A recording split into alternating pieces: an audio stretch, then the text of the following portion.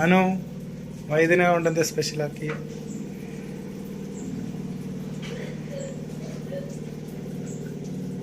ഈ ഒരു സ്പെഷ്യൽ വഴുതനങ്ങ മസാല ഉണ്ടാക്കാൻ വേണ്ടിയിട്ട് ആദ്യം ഞാൻ ഇതുപോലെ വഴുതനങ്ങ ക്ലീൻ ചെയ്ത് ഇതുപോലെ കട്ട് ചെയ്ത് മുഴുവനായിട്ടില്ല, ഈ താഴെ സൈഡിൽ കട്ട് ചെയ്യാണ്ട് ഇതുപോലെ കട്ട് ചെയ്ത് എടുത്തിട്ടുണ്ട്. എന്നിട്ട് വെള്ളത്തിലേക്ക് കളർ മാറാണ്ടിരിക്കാൻ വെള്ളത്തിലേക്ക് ഇട്ട് കൊടുക്കാം. ഇതുപോലെ എണ്ണ ഒഴിച്ചു കൊടുത്ത് നമുക്ക് ഓരോ വഴുതനങ്ങയായി ഇട്ടിട്ട് നന്നായിട്ട് ഫ്രൈ ചെയ്ത് എടുക്കണം.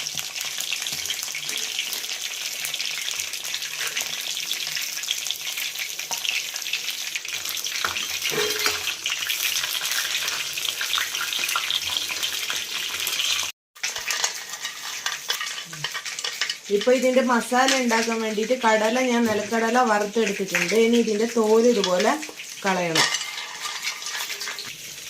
മിക്സിയുടെ ജാറിൽ നമുക്കിത് തോല് കളഞ്ഞതിന് ശേഷം ഇട്ട് കൊടുക്കാം.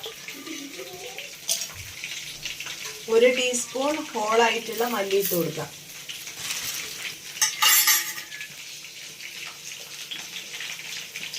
കണ്ടോ, 5-6 അല്ലി അല്ലേ, ഒരു 5-6 അല്ലി വെളുത്തുള്ളി ഇതുപോലെ ഇട്ട് കൊടുക്കാം. പിന്നെ അതിന്റെ കൂട്ടത്തിൽ തന്നെ ചെറുതായിട്ട് കട്ട് ചെയ്തിട്ടുള്ള ഇഞ്ചി, 1 ടീസ്പൂൺ ജീരകം ഇട്ട് കൊടുക്കാം, 1/2 ടീസ്പൂൺ മഞ്ഞൾപ്പൊടി, 1/2 ടീസ്പൂൺ മുളക് പൊടി.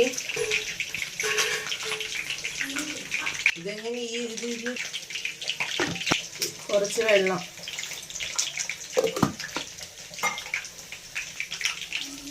ഇതിനെ നല്ല പേസ്റ്റ് ആയിട്ട് എടുക്കണം. ഇതുപോലെ നന്നായിട്ട് പേസ്റ്റ് ആക്കി എടുക്കാം. ഇപ്പൊ വഴുതനങ്ങ നന്നായിട്ട് ഫ്രൈ ആയി വന്നിട്ടുണ്ട്. ഇനി നമുക്കിത് വേറെ പാത്രത്തിലേക്ക് മാറ്റി വെക്കാം. ഇതിനുള്ള മസാല തയ്യാറാക്കാൻ വേണ്ടിയിട്ട് ചൂടായ എണ്ണയിൽ ജീരകം ഇട്ട് കൊടുത്തിട്ടുണ്ട്. ഇനി നമുക്കിതിലേക്ക് 2 സവാള ചെറുതായി കട്ട് ചെയ്ത് ഇട്ട് കൊടുക്കാം.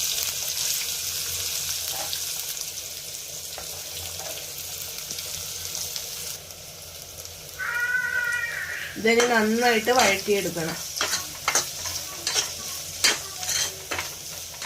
അപ്പൊ നമ്മുടെ സവാള നന്നായി വഴണ്ട് വന്നിട്ടുണ്ട്. ഇനി നമുക്ക് ഇതിലേക്ക് നമ്മൾ നേരത്തെ റെഡിയാക്കി വെച്ചിട്ടുള്ള ആ ഒരു മസാല ഇട്ട് കൊടുക്കാം.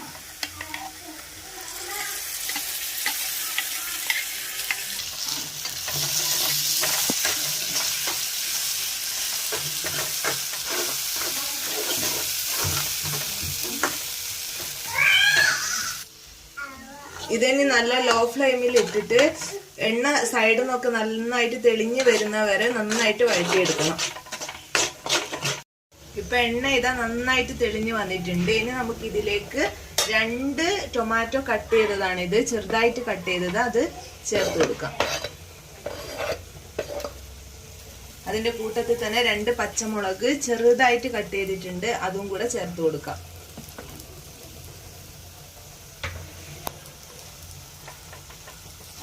ഇനി ഇത് നന്നായിട്ട് മിക്സ് ചെയ്യണം. ടൊമാറ്റോ നന്നായിട്ട് വെന്ത് കിട്ടണം, വെന്തുടയണം. ആ ഒരു സമയം വരെ നമുക്കിത് വഴറ്റിയെടുക്കാം. ഇനി ഇതിലേക്ക് ആവശ്യത്തിനുള്ള ഉപ്പ് നമുക്ക് ചേർത്ത് കൊടുക്കാം. ഇപ്പൊ തക്കാളി എല്ലാം നന്നായിട്ട് വെന്ത് വന്നിട്ടുണ്ട്. ഇതിലേക്ക് നമുക്ക് കുറച്ച് ചൂടുവെള്ളം ഒഴിച്ചു കൊടുക്കാം. നമ്മുടെ ഗ്രേവിക്ക് അനുസരിച്ചിട്ടുള്ള ചൂടുവെള്ളം ഒഴിച്ചു കൊടുക്കാം.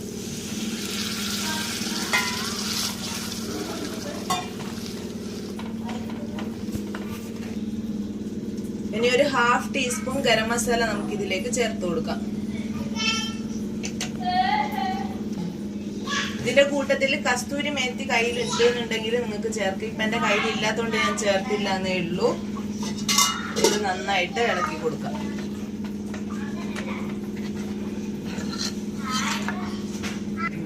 ഇപ്പൊ ഇത് നന്നായി തിളച്ച് വന്നിട്ടുണ്ട്. ഇനി നമുക്ക് നമ്മൾ ഫ്രൈ ചെയ്ത് വെച്ചിട്ടുള്ള ആ ഒരു വഴുതനങ്ങ നമുക്ക് ഇതിലേക്ക് ചേർത്ത് കൊടുക്കാം.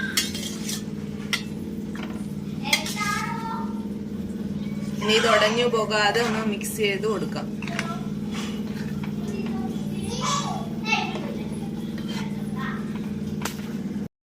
അപ്പൊ ഇതിനി ഒരു 10-15 മിനിറ്റ് ഈ ഗ്രേവിയിൽ കിടന്നിട്ട് വെന്ത് കിട്ടണം. പിന്നെ നമുക്കിത് മൂടി വെച്ച് വേവിക്കാം. അതിന്റെ ഇടയിൽ ഇടയ്ക്കിടയ്ക്ക് ഒന്ന് ഓപ്പൺ ചെയ്തിട്ട് നമുക്ക് ഇളക്കി കൊടുക്കുകയും ചെയ്യാം.